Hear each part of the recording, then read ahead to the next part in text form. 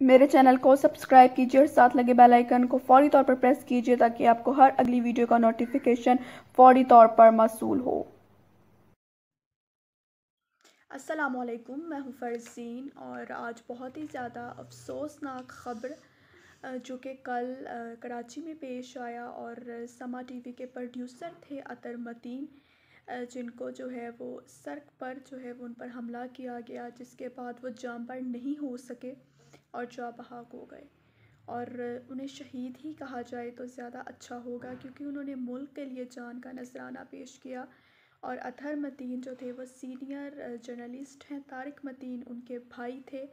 और अतर मतीन की दो बेटियां हैं, और जिनको वो सुबह स्कूल छोड़कर वापस आ रहे थे और वापसी पर उनको निशाना बनाया गया। और उन्होंने वहाँ पर मौजूद बाज़ार में मौजूद शहरियों को डाकुओं के हाथों से बचाने की कोशिश में उन्होंने अपनी जान गंवा दी।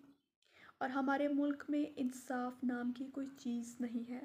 अभी तक मुझे बता दें, पाकिस्तान में ऐसा कौन सा केस है जिसमें इंसाफ हो चुका है। मैं अगर आपको मुख्तलिफ़ केसेस की मिसालें पेश करूं तो नूर मुक़द्दम का केस आपके सामने है, उसमें क्या हो रहा है। और मुझे नहीं लगता कि उस केस में इंसाफ हो सके। आप लोगों को शाहरुख जतोई का भी पता होगा, उनके केस के एग्ज़ाम्पल ले लें। कंदील बलोच के केस के एग्ज़ाम्पल ले लें, कितनी वो जो है वो नौजवान मॉडल थी, लेकिन बिलाखिर क्या हुआ अंजाम, मरकज़ी मुलज़िम वसीम को बरी कर दिया गया। मेरा सवाल ये है कि कराची में यह वाक़या पेश आया, उस वक्त कानून नाफिज करने वाले इदारे कहाँ पर मौजूद थे? उस वक्त हमारी पुलिस कहाँ पर मौजूद थी जब डाकू शहरी से जो है वो माल छीनने की कोशिश कर रहे थे? तो पुलिस वहाँ पर मौजूद क्यों नहीं थी? क्यों कराची और लाहौर में इतनी क्राइम्स की वारदातों में इजाफा रोज़ाना की बुनियाद पर हो रहा है? और जितने फ़ंड्स और जितनी सैलरीज़ जो है वो वज़ीर भी लेते हैं और पुलिस वाले भी लेते हैं, और जो भी सिक्योरिटी के कामों पर मामूर अफराद हों, वो तमाम लोग अपनी सैलरीज़ को तो टाइम पर लेते हैं, लेकिन क्या उस टाइम आप नहीं आ सकते थे? क्यों अतर मतीन को बाहर निकलकर शहरियों को बचाने की नौबत आई, जिसमें वो अपनी जान गंवा बैठे? आखिर कब तक हमारे मुल्क में ये सब कुछ चलता रहेगा? क्यों कानून की जो है वो पासदारी नहीं करवाई जाती? और क्यों नहीं रिफॉर्म्स बनाए जाते? क्यों नहीं पूरा एक जो है वो एक क्यों नहीं पूरा जो है वो रद्द अमल या कुछ ऐसा क्यों नहीं रोड मैप बनाया जाता कि शहरियों को तहफ़्फ़ुज़ दिया जाए? और रोज़ाना की बुनियाद पर पता नहीं कितनी हाँ वारदातें हैं जो कि रोज़ाना की बुनियाद पर पेश आती हैं, लेकिन कोई भी सुनवाई नहीं है, कुछ भी नहीं होता। और उसके बाद इंसाफ के लिए दर बदर की ठोकरें खानी पड़ती हैं लोगों को। और आज भी कितने लोग अदालतों की ठोकरें खा रहे हैं, कितने लोग पुलिस स्टेशंस के चक्कर काट रहे हैं, लेकिन उन्हें इंसाफ नहीं मिल पा रहा। एक सिंध की बेटी हैं उमेर बाप, जो रोज़ाना अदालतों की ठोकरें खाती हैं, मीडिया पर भी आती हैं और इंसाफ की दुहाई देती हैं। हमारे मुल्क में इंसाफ को क्यों नहीं यकीनी बनाया जाता? क्यों गरीब पर जुल्म किया जाता है और उसके बाद उसको इंसाफ भी मुहैया नहीं किया जाता? कब तक हमारे मुल्क में ऐसा चलता रहेगा?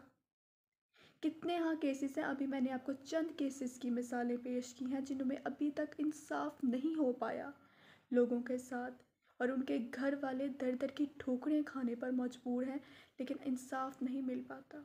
कितने हाँ केसेस हैं, किसी में इंसाफ नहीं होता। आखिर क्यों हमारे मुल्क में इंसाफ का निज़ाम इतना कमज़ोर है कि इंसाफ नहीं हो पाता?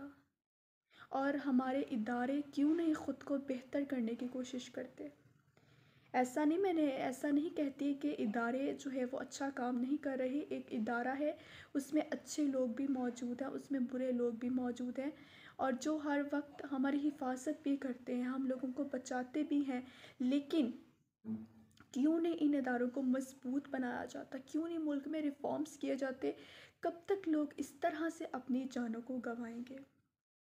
कब तक इस तरह का सिलसिला चलता रहेगा? नूर मुकद्दम का केस जुल्म व सितम की इंतहा थी। वो केस में, कंदील बलोच के केस में जुल्म व सितम की इंतहा थी।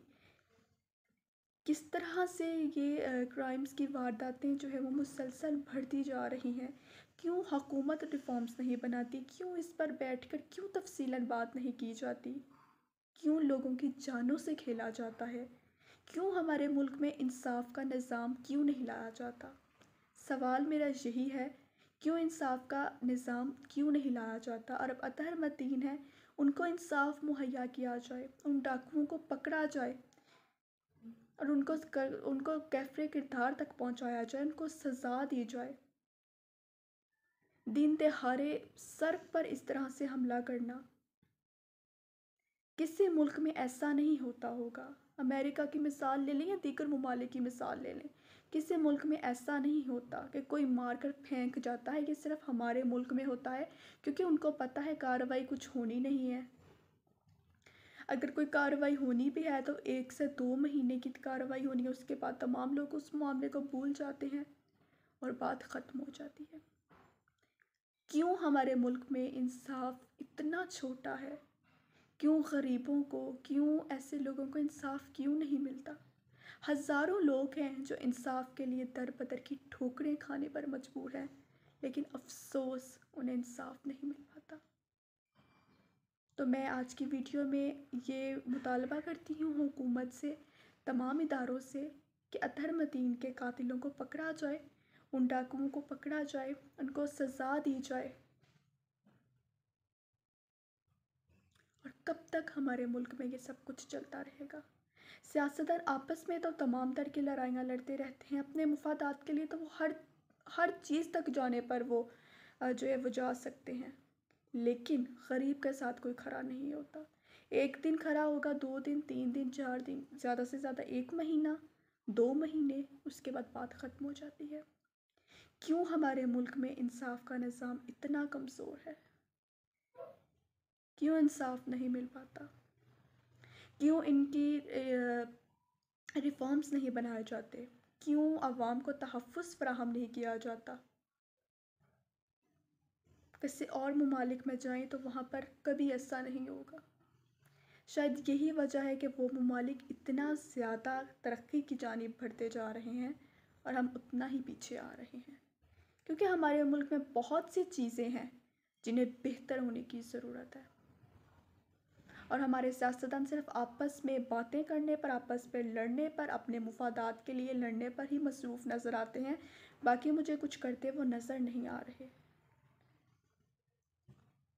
आप सब लोग भी कमेंट सेक्शन में मुझे बताइएगा आप सब लोगों की क्या राय है इस पर।